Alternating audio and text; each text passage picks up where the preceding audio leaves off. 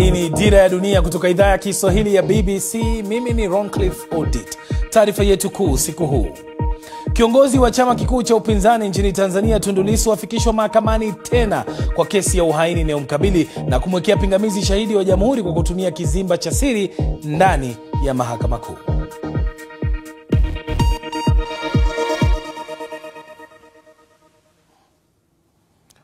Kiongozi wa chama kikuu cha upinzani nchini Tanzania Tundu Lissu amemwekea pingamizi shahidi wa jamhuri kwa kutumia kizimba cha siri ndani ya mahakama kuu jijini Dar es Salaam. Lissu ameteta kwamba kizimba hicho kinamficha shahidi huyo kiasi cha kutoonekana hata na majaji wanaoendesha kesi hiyo, jambo ambalo ni kinyume cha sheria. Hii leo ilikuwa ndio siku ya mwisho ya kikao cha kusikiliza shauri hilo la uhaini. Hivyo tarehe nyingine ya kusikilizwa kwa kesi hiyo itapangwa na kutangazwa na mahakama. Lissu amerejeshwa kizuizini ambako amekuwa kwa siku 225 tangu aliposhtakiwa mapema mwezi Aprili mwaka huu. Igan Sala na taarifa zaidi.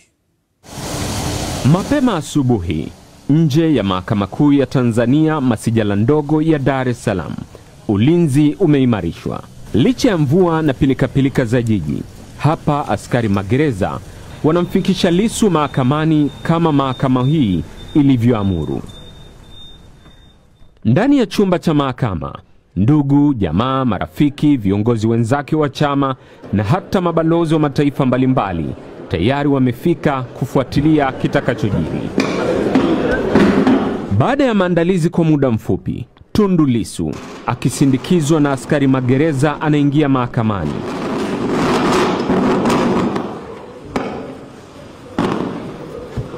Sekunde chache baadaye, sauti kali inasikika. Court.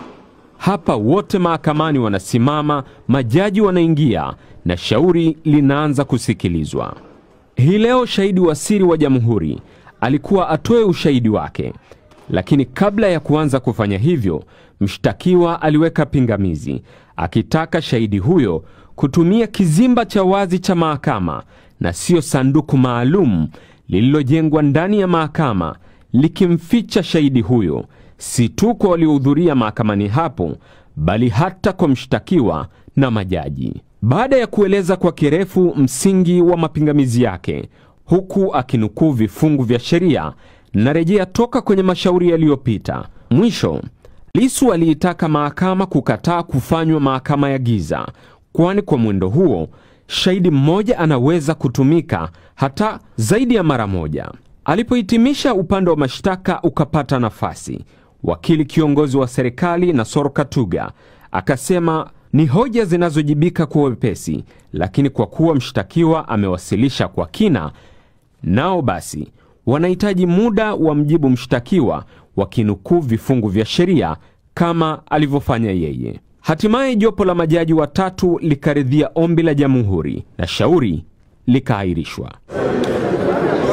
Nje ya mahakama, wakili mkuu wa Chadema akaueleza umma msingi wa kilichojiri mahakamani na nini kinachofuata. Lazima kiwe sawa, kinamwonyesha kwamba asionekane kwa upande wa watu ambao wako mahakamani, lakini aonekane kwa jaji na au hakimu ambaye anasikiza kesi. Sasa kizimba ambacho kimejengwa hapa mahakamani, hata majaji hawezi kumuona huyo shahidi. John Heche na viongozi wengine wa Chadema walikuwepo mahakamani pia. Maisha ya mtu kwetu sisi watu wa Chadema ni kitu kikubwa kuliko jambo lolote katika dunia hii. Kwa hiyo hili jambo la watu wetu waliouawa, Watanzania waliouawa, hata nani ajidanganye, halitafichwa chini ya uvungu, haitakubalika. Hata mawe yatazungumza. Kwa hiyo tunataka vyombo vya kimataifa vifanye uchunguzi wa nini kilichotokea, watu wangapi wameuawa, watu wangapi wamepotea mpaka sasa. Tarehe 15 mwezi wa 12, mwaka wa mahakama unafikia tamati. Je, Lissu atarejea lini mahakamani? Igan Sala, BBC, Dar es Salaam.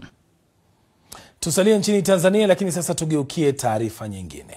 Wabunge wa bunge la Tanzania leo wamemaliza rasmi viapo vyao, hatua inayowafanya kuwa wabunge kamili na kuhitimisha kipindi cha kuwa wateule. Zoezi hilo lilianza jana na kukamilika leo katika ukumbi wa bunge jijini Dodoma. Kukamilika kwa viapo hivyo sasa kunafungua ukurasa mwingine muhimu wa kumpata naibu spika kabla ya jina la waziri mkuu kuwasilishwa bungeni na kupigiwa kura. Kupatikana kwa waziri mkuu, spika na naibu spika kutamaanisha kukamilika kwa uongozi wa muhimili wa bunge, jambo litakalotoa nafasi kwa Rais wa Jamhuri ya Muungano wa Tanzania kulihutubia bunge na kueleza mwelekeo wa serikali yake mpya. Baadhi ya wadau hata hivyo wanadai kuwa bunge hili la 13 linaweza kukosa upinzani imara kutokana na idadi kubwa ya wabunge kutoka chama tawala CCM. Tumezungumza na baadhi ya wabunge walioapishwa kuhusu matarajio yao. Kazi kubwa ya mbunge kuacha kutunga sheria, anaishauri serikali, anaisimamia itekeleze ilani ya uchaguzi. Hapo ndipo meno yalipo. Ukisimamia serikali ndipo meno yalipo. Sijui mmenielewa? Unaisimamia ifanye. Kwa hiyo tayari meno sisi wabunge wa CCM tunayo. Kwa sababu tunakwenda kuisimamia serikali. Mimi naomba wasihisi hivyo. Watatusikia, tutaisimamia serikali na serikali huwa haikasiriki ikisimamiwa. Kutoka kambi ya walio wachache tupo 11 tu, kwa maana ya wabunge 8 wa kuchaguliwa wa ACT Wazalendo na wabunge 3 kutoka chama cha umma, mmoja wa kuchaguliwa na 2 wa viti maalum. Hii ni idadi ndogo zaidi katika historia ya mabunge ya vyama vingi tangu mabunge haya yarejeshwe tena mwaka 1995.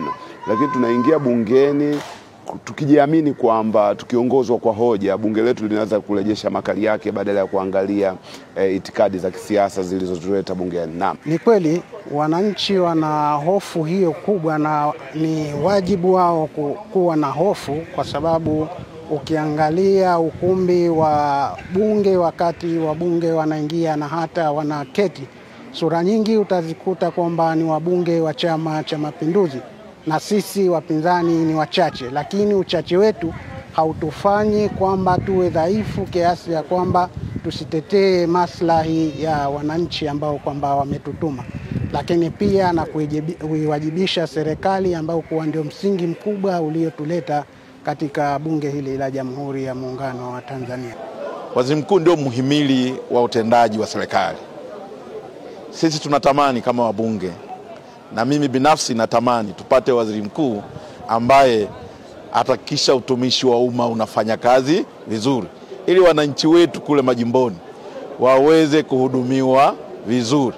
Waziri mkuu ambaye ataweza kushuka chini ndani ya serikali, kwenye halmashauri zetu, kwenye agency za serikali nyingi, kuhakikisha kwamba wananchi wetu wanahudumiwa vizuri.